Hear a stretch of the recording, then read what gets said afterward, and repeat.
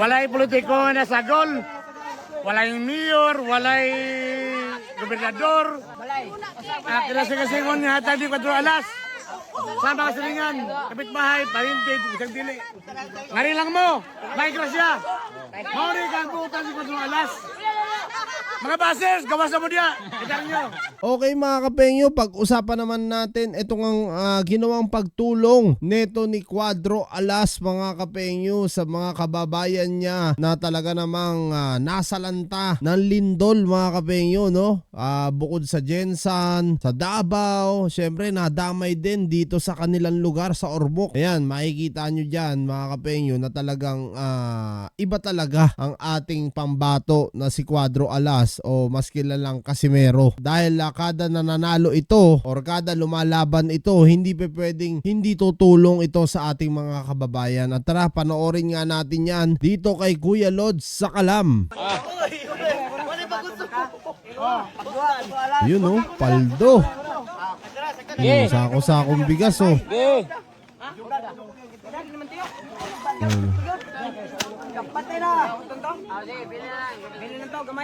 Ayan oh. Baka naman meron pa rin mambash kay Cuadro Alas yan mga kapengyo ha. Kesyo sabihin, konti ang tinulong, konti ang tao. Ang akin dito mga kapengyo, importante tumutulong, no, yung ating kampiyon, yung ating pambato, no? Yun ang pinaka-importante rito, yung meron siyang busilak na puso para tumulong sa kanyang mga kababayan. Hindi lang para sa kanyang kamag-anak, hindi lang para sa sarili niya, o hindi makatulong sa mga kababayan natin. Yun yung pinaka-importante rito. Kasi alam niyo yun, yung pagtulong mga kapengyo, walang ano yan eh, walang limit yan o walang halaga yan. Kahit magkano pwede mong itulong. Ang importante dito, yung nakatulong ka sa kapwa mo. Kasi gaya nga ng sabi ko kanina, no, marami ang naapektuhan ng lindol kasi grabe naman talaga yung lindol. 7.8 ha. Correct me if I'm wrong mga kapengyo ha. 7.8, no, yung umatake diyan sa atin sa Pilipinas na siyang ikinagiba ng ibang mga ano sa atin, no, mga building sa atin, gaya na lang ng ibang establishment, Jollibee at kung ano-ano pa. Makikita naman siguro natin mga kapengyo sa mga viral video na napakadami po talaga napinsala ng lindol sa atin. Kaya Cuadro Alas, sobra saludo sa iyo Utol, General Casimero, sa pagtulong mo palagi sa mga kababayan natin. Talaga namang ikaw ang kampiyon ng ating Pilipinas, syempre bukod kay Senator Manny Pacquiao. Yay! Asad! Ay, asad si boss, si boss! Asad! Ayun oh, paldo lahat oh. Oh, yung isa oh, may anak pang maliit. Malaking tulong na yan mga Walay kapengyo politiko ha. na sagol, walay mayor, walay gobernador. Oh. Kinasigasingon nga hatag di 4 alas. Sa mga silingan, kapitbahay, parintid, isang dili. Ngari lang mo, may grasya. Mauri kang buutan si 4 alas.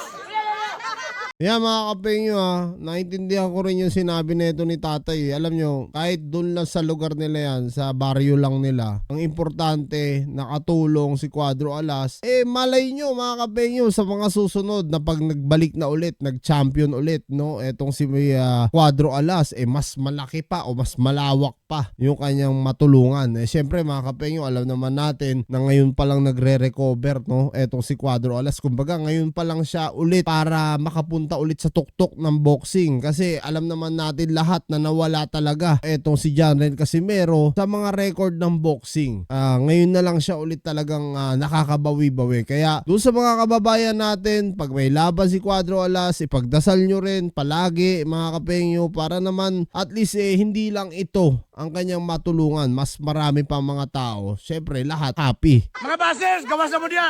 Itang nyo. Mga basher. Kasultan ko na rat ko, Mindanao. Yan no. Importante dyan, no, nakakatulong sila. Diba? Hindi yung sinosolo nila yung pera. Diba? Yun yung pinaka-importante dyan. Wala sponsor. Walang nag-sponsor ha. Sariling bunot.